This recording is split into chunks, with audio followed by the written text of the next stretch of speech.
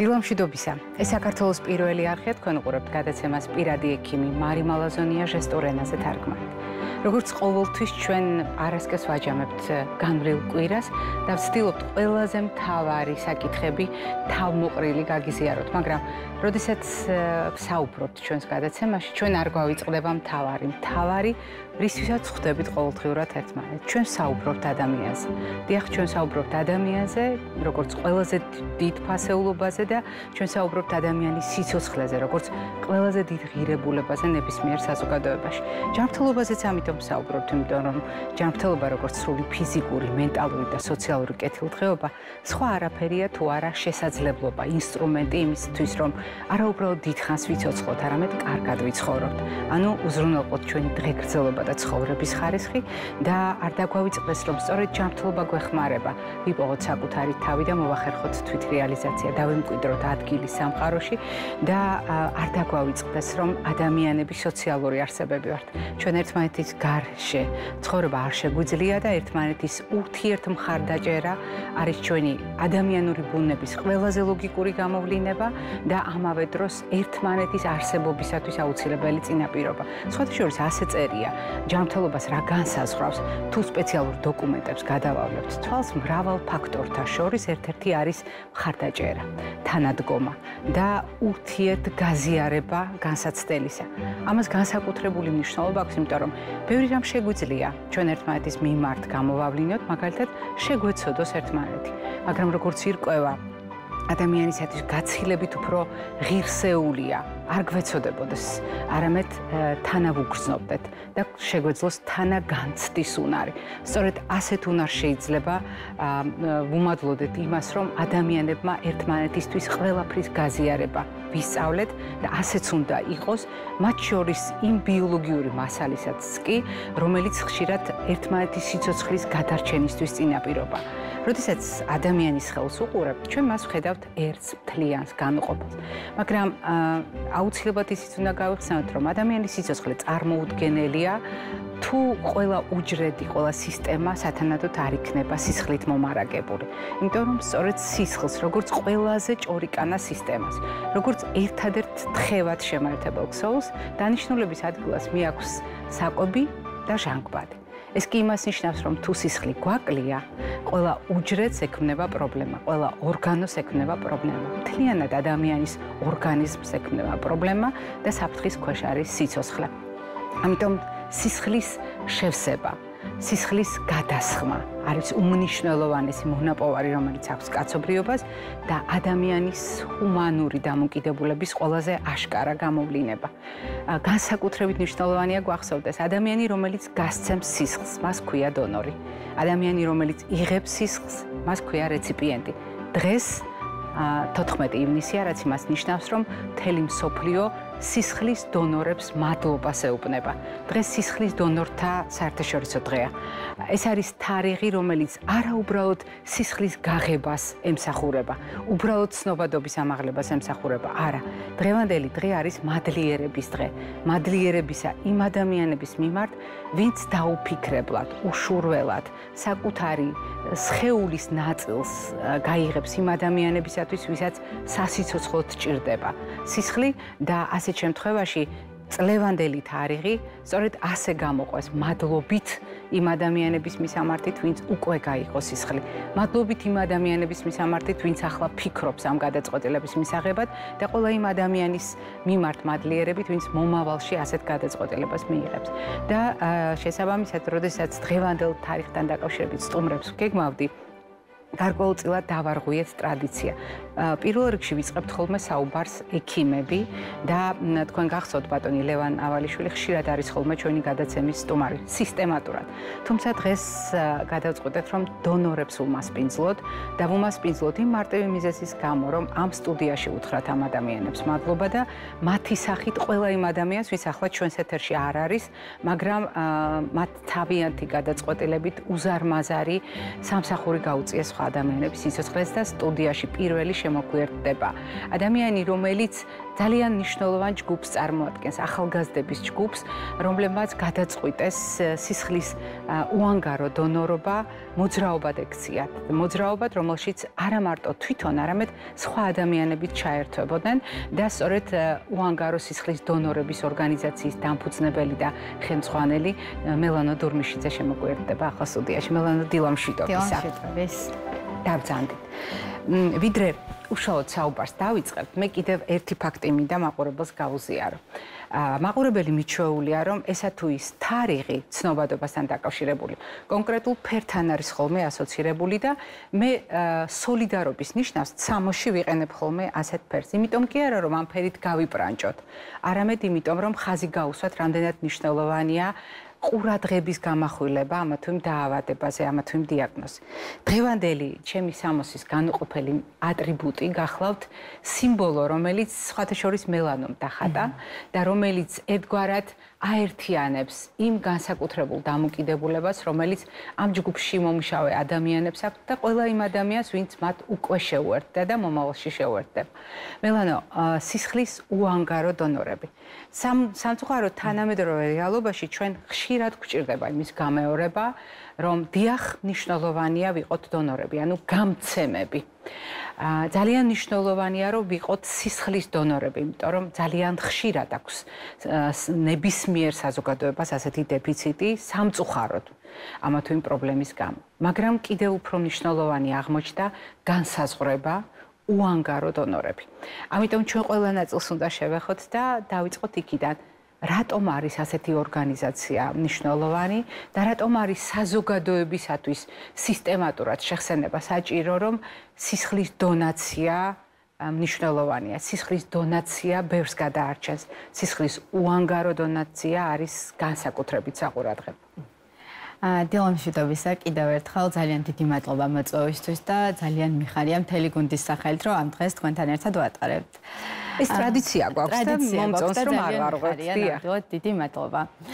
რაც შეეხება სისხლის უანგარო დონაციას, ამას თავისი სამედიცინო მიზნებიც აქვს, რომ რისკი შემცირდეს, როდესაც რეციპიენტამდე მიდის სისხლი, ვინაიდან როგორც მოგეხსენებათ, პოტენციური დონორი რამოდენიმე ნაბიჯს გადის მანამ, სანამ სისხლს ჩააბარებს. ერთ-ერთი ნაწილი არის ზუსტად თერაპევტთან ინტერვიუ, სადაც ძალიან მნიშვნელოვანია, რომ ყველა კითხვაზე გულწრფელად გასცეს პასუხი. რისკების შესაძლებელი. სწორედ ამიტომ ჩვენ გადავწყვიტეთ, რომ აუცილებლად თავიდანვე, როდესაც ორგანიზაციამ დაიწყო ოპერირება, მხოლოდ და მხოლოდ უანგარო დონაციის პოპულარიზაცია მოგვეხდინა. რაც შეეხება ამის მნიშვნელობას და რატო გახდა საჭირო, რომ ჩვენ შევკრებილიყავით, ამის უკანი დგას ზუსტად ის, რომ ჩვენს ქვეყანაში, როგორც მოგეხსენებათ, ძალიან პოპულარული არის სოციალური ქსელები, სადაც ვირუსულად ვრცელდება ხოლმე ნებისმიერი სახის ინფორმაცია. და მათ შორის არის ზუსტად ის შეტყობინებები, როდესაც ადამიანები სისხლს ითხოვენ.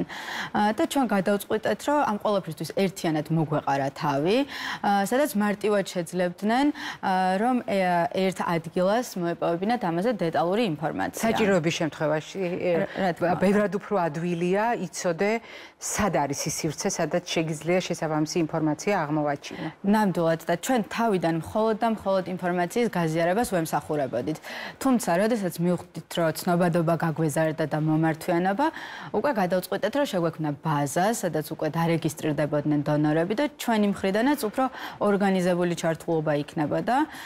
შესაბამისად, დღესდღეობით უკვე 5000-მდე ადამიანს ვაერთიანებთ ჩვენს ბაზაში მთელი საქართველოს მასშტაბით.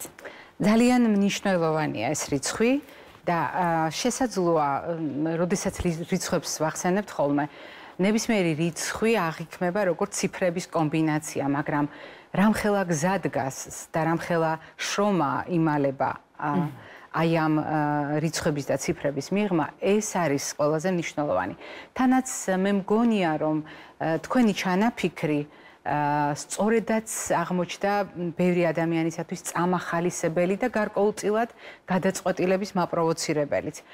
როდესაც უანგარო დონაციაზე ვსაუბრობთ, აქ ავტომატურად იგულისხმება, რომ ადამიანი ყოველგვარი ქვენა განზრახვის გარეშე, ყოველგვარი ანაზღაურების გარეშე, ყოველგვარი მაინც და მაინც ნათესაური კავშირის გარეშე ან ახლობლური ურთიერთობის გარეშე, სხვა სრულიად უცნობი ადამიანისთვის მზად არის, რომ ჩაერთოს ამ პროცესში და გაიღოს სისხლი.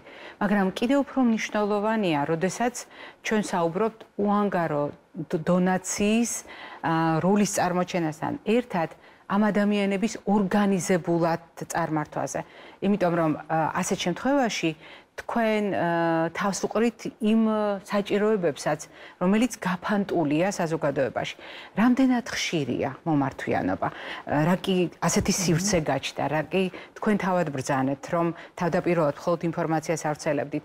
ხომ არ არის ეს ზუსტად ის გზა, რომელიც შესაძლოა იყოს ყველაზე ოპტიმალური. ერთი მხრივ ინფორმაციის თამოყრა, ვიღაცას აქვს პრობლემა და მეორე მხრივ იმ ადამიანების გამთლიანება და გაერთიანება, ვინც მზად არის სხვას ასეთი რთული სიტუაციის დაძლევაში დაეხმაროს.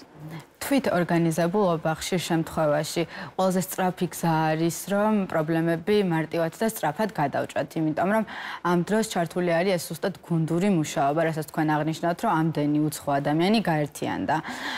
ზუსტად ანალოგიურად მოხდა ჩვენი გუნდის წარმოების შემთხვევაშიც და აქედან მინდა კიდევ ერთხელ ძალიან დიდი მადლობა ვუთხრა ჩემს თითოეულ გუნდის წევრს, რომლებიც ყოველდღიურად ადამიანების სიცოცხლის სადარაჯოზე დგანან. ჩვენ დღეში საშუალოდ ყავს 12-დან 15-მდე პაციენტი, რომელთანაც პირდაპირ ოჯახთან ვართ ხაზზე და შემდეგ ვცდილობთ, რომ მათი საჭიროების მიხედვით დონორები მოვიძიოთ. ყველაზე მნიშვნელოვანი ამ ნაწილში ვფიქრობ ის არის, რომ თვითონ ბაზა იზრდებოდა იმის მიხედვით, როდესაც ჩვენ ვეხმარებოდით პაციენტებს, მადლიერების გამოხატვა უნდათ, რადგან ძალიან უკვირდათ, რომ ჩვენ არანაირ ფულად კომპენსაციას არ ვიღებთ და ეს მხოლოდ და მხოლოდ მოქალაქეობრივი პასუხისმგებლობის გამოხატულება. შემდეგ თავად რეგისტრირდებოდნენ და ზუსტად ესე ყოველდღიურად ნელ-ნელა იზრდება ჩვენი ბაზა. და თქვენ დასაწყისში ფერები ახსენეთ და ძალიან მნიშვნელოვანი არის, რომ სისხლის დონაციაზე საუბრისას ესეც აღინიშნოს.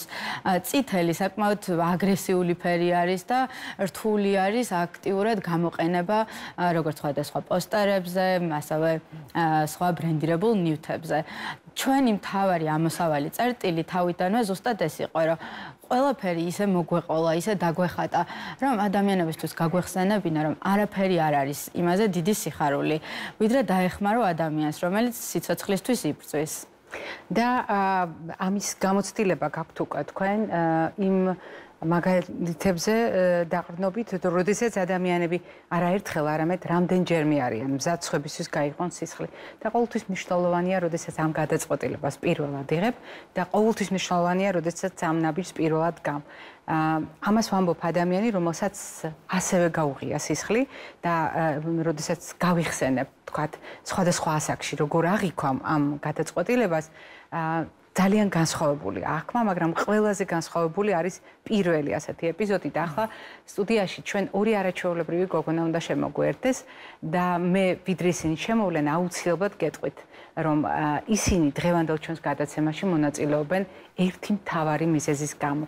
მათ პირველად თავიანთ ცხოვრებაში მიიღეს გადაწყვეტილება სისხლის გაცემასთან დაკავშირებით და მათ პირველად გასცეს სისხლის სხვა ადამიანების სიცოცხლის გადასარჩენად და ახლა სტუდიაში შემოგვიერთდებიან თიკო ბობჯანიძე და მარიამ ზაქარიძე. დილამშვიდობისა. დილამშვიდობისა, მოგესალმებით. მიხარია რომ ჩვენთან ერთად ხართ, სხვადასხვა ყველას ერთნაირი სამკერდე ნიშანი გვაქვს და ეს ლოგიკურიც არის. რა არის ის მომენტი, რომელიც აღმოჩნდება ბიძგი?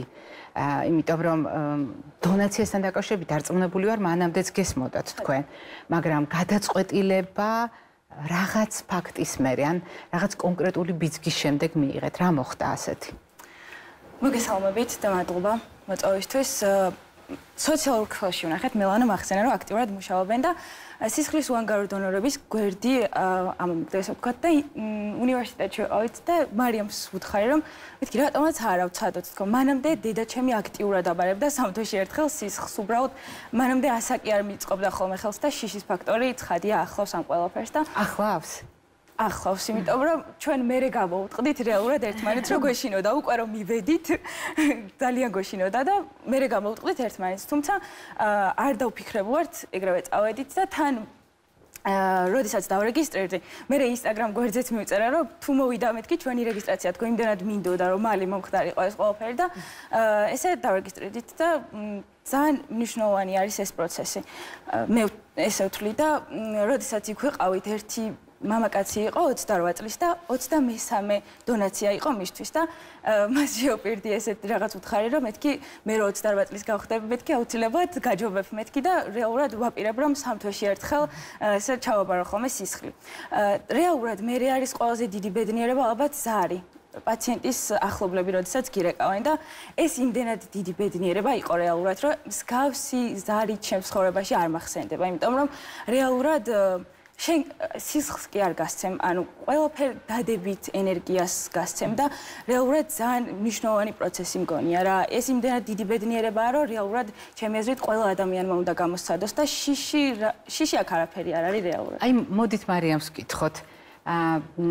პრინციპში ჩემი აზრით თიკომ ძალიან გულწრფელად თქვა, რომ შიშიც ახლავს ამ პროცესს, განსაკუთრებით იქ, სადაც არ არის გამოცდილება და რატომაც არა ყველა გადაწყვეტილება სადაც არ ვიცით სად მივდივართ რას ვაკეთებ დიახ უნდა ვთქვათ რომ ახლავს შიშნარევი დამოკიდებულება საფრთხის განცდა შეუცნობელის განცდა მაგრამ როდესაც მან დაასრულა თავისი აზრი გარკვეულწილად ისიც თქვა რა ხდება საპირწონე ამ შიშისა და როდის ქრება ეს შიში ეს უშუალოდ პროცედურის დროს თუ მაშინ, როდესაც მადლიერი ოჯახი გიკავშირდებათ და თქვენ უკვე იცით ადრესატი სად წავიდა თქვენი სისხლი, რა გააკეთეთ ამ გადაწყვეტილებით. პირველ რიგში მოგესალმებით, მადლობა მოწვევისთვის.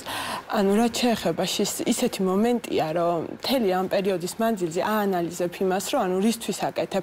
სიმართლეა გეშინია, მე მithumetes განსაკუთრებით მეშინოდა, მაგრამ ისი გეშინოდათ? ნემსი ზოგს ეშინია ნემსი. არ მიყვარს, შეხება არ მქონია ესე დიდატკი. აი არ დამჭიროებია რაღაც რო არ მქონია, ჩემთვის უცხო იყო ეს გარემო თუნდაც, ეს პროცედურაც. ან მე რა მოხდება სისხლს ამიღებენ. ხო, აი მე თუნდაც რა მოხდება და ამ ყველაფრის რა, მაგრამ იმდენად გააზრებული ქონდა ის, აი რო ნახადო რომ შემომთავაზე იმ მომენტიდან რა, იმდენად გააზრებული ქონდა ის ფაქტი, რომ ანუ რამდენად მნიშვნელოვან რაღაცას აკეთებ, რომ ანუ ის შიში არაფერი არ არის. გძნობ იმას, რომ გეშინი, აი ბოლო წუთამდე გძნობ იმას, მაგრამ ანუ აზრს კარგავს რა ის მომენტი და ის განცდა იმ წუთას, რომ გეშინია რა, იმიტომ რომ ძალიან კარგ საქმეს აკეთებ იმ მომენტში და ღირს ამათ. მელანო, თქვენ ეხმარებით ხოლმე ორგანიზაცია ეხმარება დებიუტანტებს. რა თქმა უნდა, ზუსტად მე ვიყავი ის ადამიანი, რომელიც ესაუბრა სოციალურ ქსელში.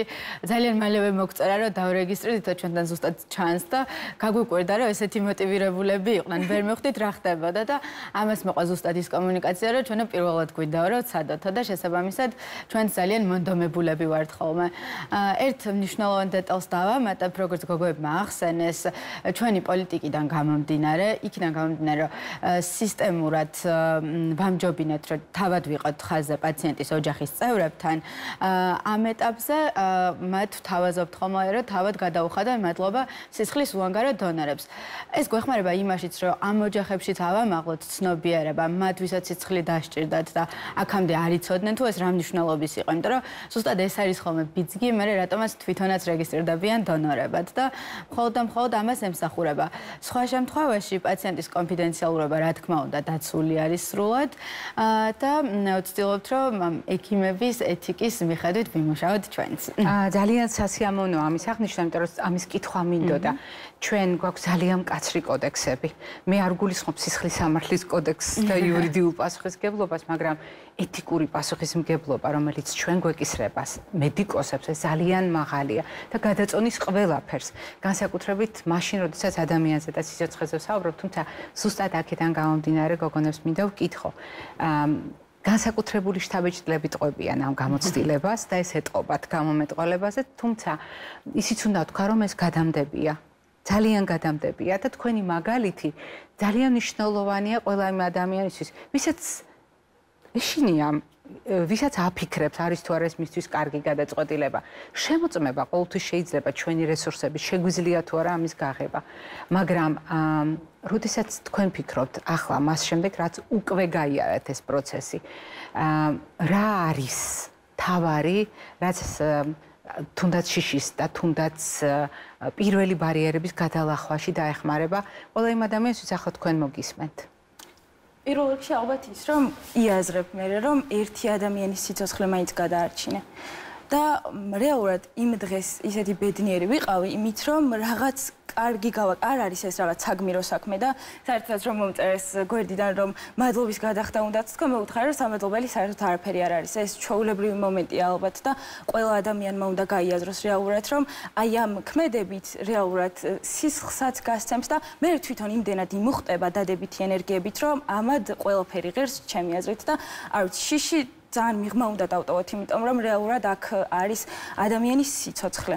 და მე ყველაზე ისეთი მნიშვნელოვანი ის იყო, რომ აქ ამ დროს იცი მხოლოდ პაციენტის სახელი და გვარი. მე შენ წარმოსახვით, მე მაგალითად წარმოსახვით უნარში გავიაზრე, როგორი იყო ეს პაციენტი რაღაც და აი ძალიან მნიშვნელოვანი არის რა, აი ეს მომენტი რა, რაღაცნაირად არ იცნობ იმ ადამიანს, თუმცა რაღაც გარკვეული მა ჩამოგიყალიბდა. აი რაღაც ჯაჭვი გაკავშირებს და აი ეგ არის ყველაზე დიდი ბედნიერება ალბათ, რომ გასცემ რაღაცას, არ იცი ვინ არის, თუმცა რაღაცნაირად ეს ჯაჭვი იკვრება რა და ეს არის ყველაზე მნიშვნელოვანი და ყველას ვურჩევ მართლა რომ შიში მოიტოვონ უკან, იმიტომ რომ წინ უდიდესი ბედნიერება ელოდებათ მართლა. ერთი კითხვაც, იგივე კითხვაზე უნდა პასუხოთ, მარიამ, უბრალოდ ვისარგებლებ შემთხვევით და რა კი თიკომ დაიწყო ამ თემაზე საუბარი. მე მოკლედ ვიტყვი რომ დღევანდელი დღე პრაქტიკულად ტრანსპლანტაციის კომპონენტს გულისხმობს და დონორები და რეციპიენტები ეს არის ზოგადი ცნება ტრანსპლანტაციაში, ანუ როდესაც ერთი ორგანოს, სხეულის ერთი ნაწილის გაცემა ხდება დონორის მიერ, იმ ადამიანის სასარგებლოდ ვინც არის რეციპიენტი. და ყოველთვის ეს არის განსაკუთრებული მდგომარეობა და დადგენილია რომ არავის აქვს ისეთი ემოციური ბმა ამ პროცესებში, როგორც აი დონორის და რეციპიენტის როლში, ანუ გამცემის და მიმღების როლში მყოფი ადამიანებისათვის და რამდენად ფიქრობთ ამ დროს იმ ადამიანებზე, გასაგებია რომ თქვენ დონორი ხართ. გასაგებია რომ თქვენ გასცემთ, მაგრამ თიკომ დაიწყო ამაზე საუბარი და მინდა რომ თქვენც თქვათ ამის შესახებ, რამდენად გაფიქრებთ ეს პროცესი იმ ადამიანზე, ვინც მიმღებია და რამდენად გაფიქრებთ იმ ადამიანის კეთილდღეობაზე და გამოსავალზე, ვინც მიმღებია.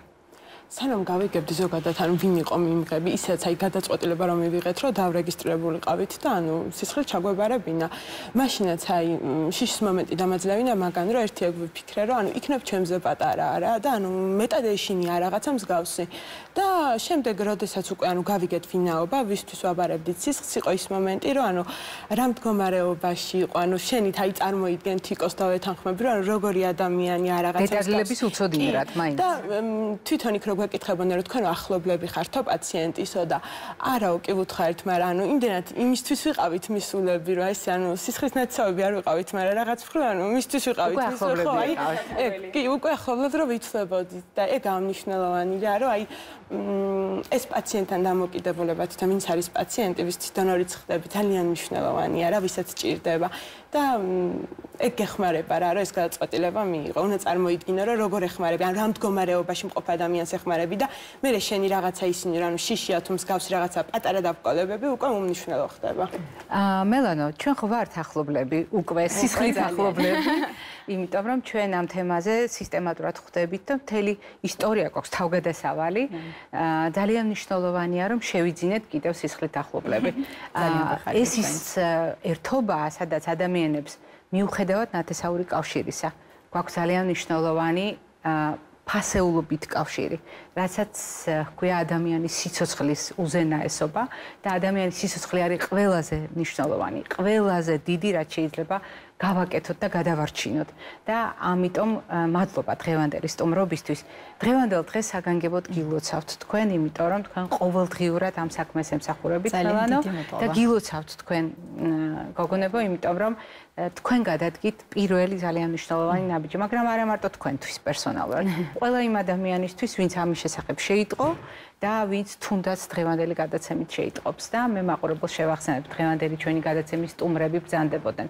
სისხლის ჩვენს უანგარო დონორები, ორგანიზაციის დამფუძნებელი და ხელმძღვანელი ქალბატონი მელანო დურმიშიძე და ახალბედა დონორები, რომლებიც სხვებისთვის უკვე იქცნენ, მაგალითად თიკო ლობჯანიძე და მარიამ ზაქარიძე. მე არ გემშვიდობებით, ჯერჯერობით, იმიტომ რომ წინ კვებითი შუქნიშანი გვაქვს ორი განსხვავებული წახნაგით.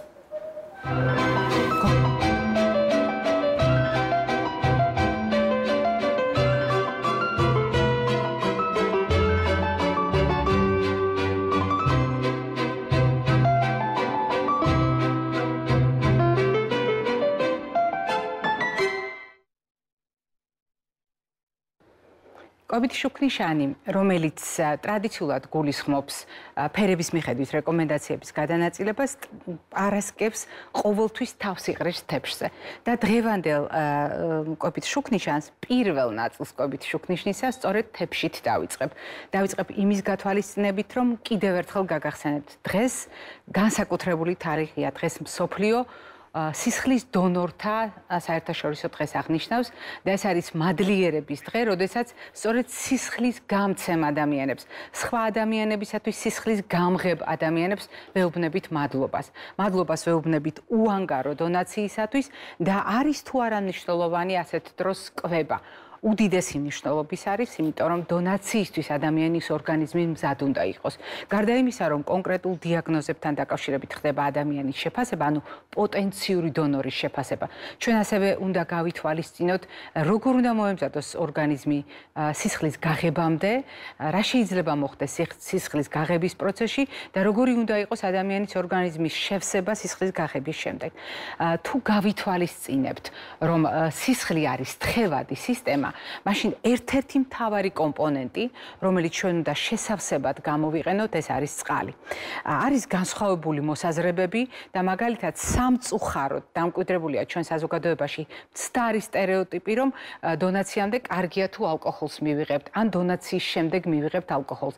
ეს არ გახლავთ სწორი შეხედულება, ეს არის ხშირ შემთხვევაში ჯანმრთელობისთვის საზიანო შეხედულება და უნივერსალური არჩევანი არის წყალი. სასმელი წყალი, გაზგასული მინერალური წყალი, მაგრამ მთავარი არის სწორედ წყალი და წყლის ადეკვატური მოხმარება.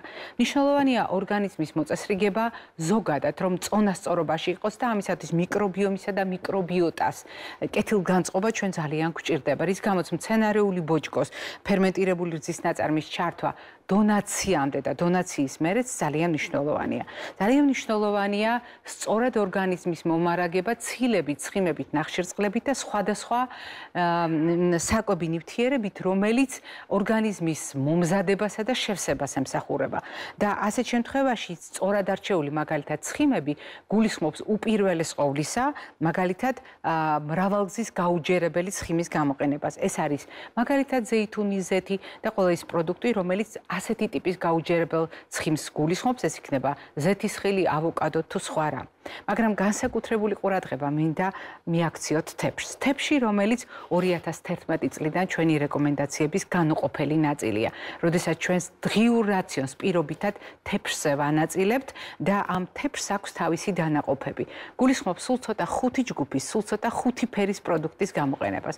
უფრო მეტიც ჩვენ სისტემატურად საუბრობთ მრავალ ფეროვნებაზე, როდესაც ყოველ ფერს აქვს განსაკუთრებული დატვირთვა კონკრეტული ნივთიერებების სახით და ასეთ შემთხვევაში მაგალითად ცისარტყელა თეფშზე გამოთქმა, როდესაც მრავალფეროვნება გადანაწილებულია პროდუქტებში, კიდევ უფრო სასარგებლოა დონაციამდეც და დონაციის შემდეგაც. მაგრამ დღევანდელი ჩვენი თეფში ერთი მხრივ ინარჩუნებს მთავარ პრინციპს, რომ დღიური რაციონი უნდა იყოს სულ ცოტა ნახევარი ბოსტნეული და ხილი ბოსტნეული სასარგებლოდ, მეორე ნახევარი მარცვლეულ-ბურღულეული ცილოვან კომპონენტთან ერთად მარცვლეული სასარგებლოდ. ეს პრინციპი ძალაშია, მაგრამ დონაციის გათვალისწინებით განსაკუთრებით არის გამოყოფილი პროდუქტები, რომელიც მდიდარია რკინით. დიახ, გარდა იმისა, რომ სისხლის გაღებით ჩვენ უნდა შევივსოთ აუცილებლად კარგავთ სითხეს მთლიანობაში და წყალი გვჭირდება, ჩვენ ძალიან გვჭირდება რკინის შევსება, იმიტომ რომ სისხლთან ერთად ჩვენ გავცემთ წითელ უჯრედებს, ერითროციტებს, რომელშიც არის სწორედ რკინა ტრანსპორტირებისთვის, რომ დანიშნულების ადგილას მივიდეს. ასეთ შემთხვევაში რკინის შესავსებად ჩვენ გვჭირდება პროდუქტები, რომელშიც შედარებით მეტია ეს და უპირველეს ყოვლისა ეს არის ცხოველური წარმოშობის პროდუქტები, წითელი ხორცი და მასთან გაიგივებული პროდუქტები, მისგან დამზადებული პროდუქტები, ასევე არის მაგალითად გამომშრალი ლობიო, სხვათა შორის მწვანე ლობიოც გამოდგება, მაგრამ კომბინაციაში შესაბამის პროდუქტებთან. ეს შეიძლება იყოს გარკვეულწილად თხილეულის და სხვა გამომშრალი პროდუქტების გამოყენებაც, მაგალითად, ხილიდან გამომშრალი, ხილიდან განსაკუთრებით ყურძენი გამოირჩევა და შესაბამისად ქიშმიში რკინის შემცველობით, თუმცა არ უნდა დაგვავიწყდეს ისეთი სეზონური პროდუქტები, როგორც არის ატამი, ქლიავი. ნაწილობრივ ცხადია ვაშლიც, თუმცა ვაშლი არ არის ლიდერი რკინის შემცველობით ვისარგებლებ შემთხვევით და გაგახსენებთ. რაც შეეხება ბოსტნეულს, არ დაგავიწყდეთ, რომ ისპანახი მაგალითად გამორჩეულად მდიდარია რკინით. ძალიან ბევრი რკინა შეიძლება აღმოვაჩინოთ სოკოში, რომელიც არის გარდამავალი პროდუქტი მცენარეულ და ცხოველურ სამყაროს შორის. მაგრამ კიდევ უფრო მნიშვნელოვანია ხილსა და ბოსტნეულში აღმოვაჩინოთ C ვიტამინი და სწორედ ამ პროდუქტებით მივიღოთ C ვიტამინი, იმიტომ რომ რკინის შეთვისება C ვიტამინის გარეშე წარმოუდგენელია. მარცვლეული და ბურღულეული არ დაგვავიწყდეთ როგორც წყარო და ამავე დროს გავითვალისწინოთ, რომ ამ პროდუქტებში არსებული, ამ შემთხვევაში მარცვლეულ ბურღულეულში არსებული მაგნიუმი, მაგალითად B-ჯგუფის ვიტამინები, კიდევ უფრო გვეხმარება განსაკუთრებით B-ჯგუფის ვიტამინები, იმისათვის რომ რკინის სტატუსი გამოვასწოროთ და მთავარი კომპონენტი წყალსა და ცხადია რკინასთან ერთად B-ჯგუფის ვიტამინებთან ერთად არ დაგავიწყდეთ ცილა. ცილა მცენარეული და ცხოველური წარმოშობის ურთიერთშეხამებით ეს არის იდეალური კომბინაცია და ასეთ შემთხვევაში რძის ნაწარმიც, ხორციც, კვერცხით შეგვიძლია დავაწყვილოთ, რასაკვირველია, ისპანახთან, ლობიოსთან, სხვადასხვა სახის თხილეულთან, იმისათვის რომ ადეკვატური რაოდენობით მივიღოთ ეს ნივთიერებები. დონორებს სპეციალური საგანგებო კვება არ ჭირდებათ. დონორებს ჭირდებათ ბალანსირებული, მოწესრიგებული, რაციონალური კვება იმ თავისებურებების გათვალისწინებით, რაზედაც მე მოგახსენებთ. ეს იყო დონორებისათვის განკუთვნილი კვება, მაგრამ დღეს განსაკუთრებული თარიღია საერთაშორისო მასშტაბით, სპორტულ სამყაროში ახალი ამინდია და ამიტომ შემდეგი ნაწილი ჩვენი კვებით შუქნიშნისა სწორედ ამ განწყობით იქნება გამორჩეული.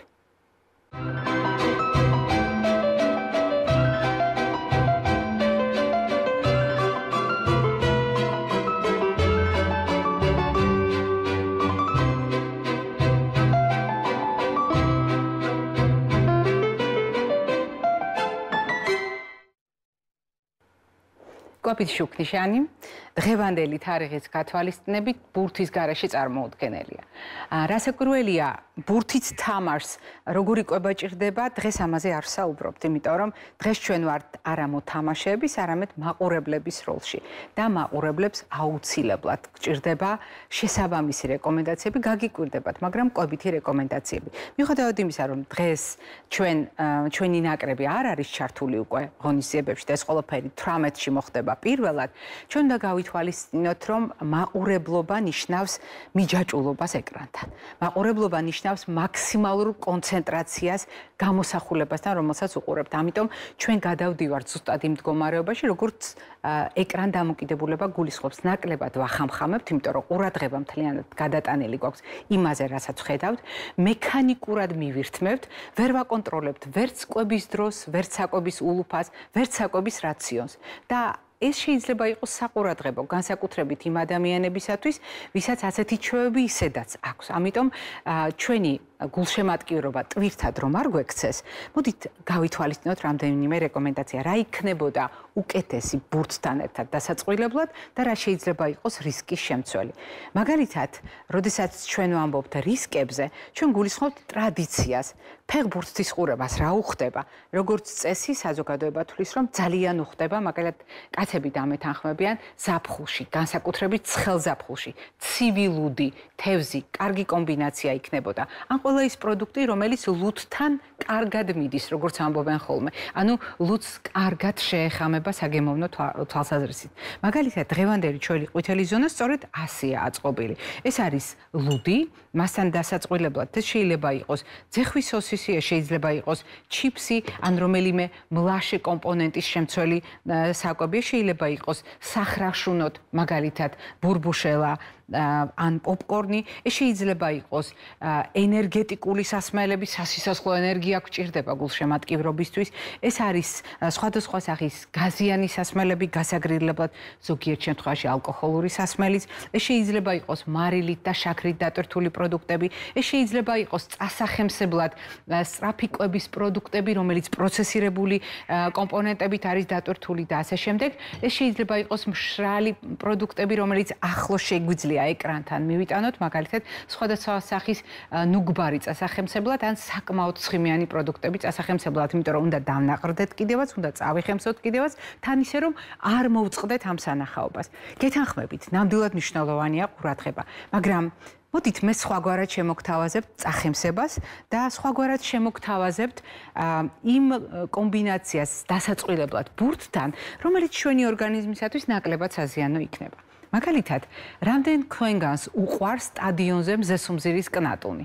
რამდენ თქვენგანს უყვარს მაგალითად ეკრანთან მიჯაჭვულობის დროს ხემსის გამოყენება? აი ამ ორი მდგომარეობის ურთიერთ შესახამებლად გეტყვით, რომ დიახ, მზესუმზირა შეიძლება გამოიყენოთ წასახემსებლად. მზესუმზირა ის პროდუქტია, რომელიც თესლების ჯგუფში შედის და მაგალითად გოგრის თესლთან ან მრავალ სხვა სახეობის თესლთან ერთად კარგი არჩევანია მცენარეული ცილის მისაღებად. გაგიკვირდებათ და იგივე პროდუქტები ძალიან მდიდარია მინერალებით, მათ შორის თუთით, მათ შორის მცირე რაოდენობით, მაგრამ რკინაც არის მასში სასარგებლო ცხიმები, მაგრამ მაშინ, როდესაც ზომიერად მოვიხმართ. ამიტომ მიაქციეთ ყურადღება, თუ ზედმეტად ბევრი მზესუმზირა შემოგეჭამათ, ეს უკვე საყურადღებოა და ჯობია რომ სხვა ხემსიც გამოიყენოთ. რა შეიძლება იყოს ამ დროს ხემსი? მაგალითად, ვაშლი ჩასახრამუნებლად, მაგალითად კიტრი ჩასახრამუნებლად, მაგალითად სხვადასხვა ფერის ბულგარული წიწაკა ჩასახრამუნებლად, სტაფილო ჩასახრამუნებლად. ახლა კაცები მისმენენ და ბრაზდებიან, ფიქრობენ, სად ფეხბურთი და სად სტაფილოს, კიტრის და ბულგარულის ხრაშუნი. არა და გარწმუნებთ, როდესაც ეს ყველაფერი მზესუმზირასთან ერთად არის შეხამებული, ჩათვალეთ, რომ ნიგზიან მხალს რომ გემო დასდევს, აი ასეთი კომბინაცია იქნება საგემოვნო თვალსაზრისითაც. თანაც ეს ძალიან სასარგებლოა, თუ დავამატებთ სეზონულ ხილს, მაგალითად კენკრა, კურკოვანები და აუცილებლად წყალი. წყალი შეგიძლიათ გაზგასული მინერალურიც, წყალი სასმელიც და კენკროვანის, კურკოვანის და სეზონური ბოსტნეულის კომბინაცია ბურთთან ერთად იქნება საუკეთესო წინაპირობა იმისთვის, რომ არა უბრალოდ ყურადღებით და სიამოვნებით აღვიქვათ ის, რასაც ვუყურებთ, არამედ ჩვენი ჯანმრთელობისათვის სასარგებლოდ დავაწყვილოთ ბურთი და საკვები. მე ორშაბათამდე გემშვიდობებით, ჯანმრთელობას და დღეგრძელობას გისურვებთ.